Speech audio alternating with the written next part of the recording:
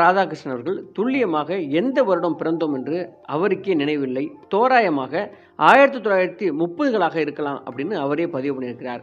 காக்கா ராதாகிருஷ்ணன் திருச்சி சங்கிலியாண்டபுரத்தில் வெள்ளையன் ஆச்சாரியார், சுப்புலட்சுமி அம்மாள் இந்த தம்பதியருக்கு 2வது மகனாக பிறந்தவர். இவர் தந்தை வெள்ளையன் பொன்மலை ரயில்வே பணிமனையில் வேலை செய்து வந்திருக்கிறார். ராதாகிருஷ்ணனுக்கு 2 வயதில் அவர் தந்தை உடல்நலக்குறைவால் இறந்துவிட அவரது குடும்பம் மிகுந்த வறுமைக்கு தள்ளப்பட்டிருக்கிறது. அவர்கள் அம்மா சுப்புலட்சுமி அவர்கள் ரொம்ப கடினமான வேலை செய்து ராதாகிருஷ்ணனையும் அவரது அண்ணன் மாணிக்க விநாயகமூர்த்தியையும் வளர்த்து வந்திருக்கிறார்.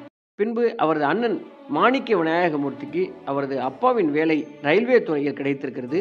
அவர் என்ஜின் ஓட்டுநர் வேலையில் சேர்ந்து சம்பாதிக்க தொடங்கிய போது ராதாகிருஷ்ணனை படிக்க வைக்க அவர் நினைத்திருக்கிறார். ஆனால் ராதாகிருஷ்ணனுக்கு படிப்பில் ஆர்வம் இல்லாமல் தெருக்கூத்து, நாடகத்தில் கலை ஆர்வம் பிறக்க அவர் நாடக குழுவுடன் சேர்ந்து அவரது நடிப்பு பயணத்தை தொடங்கியிருக்கிறார்.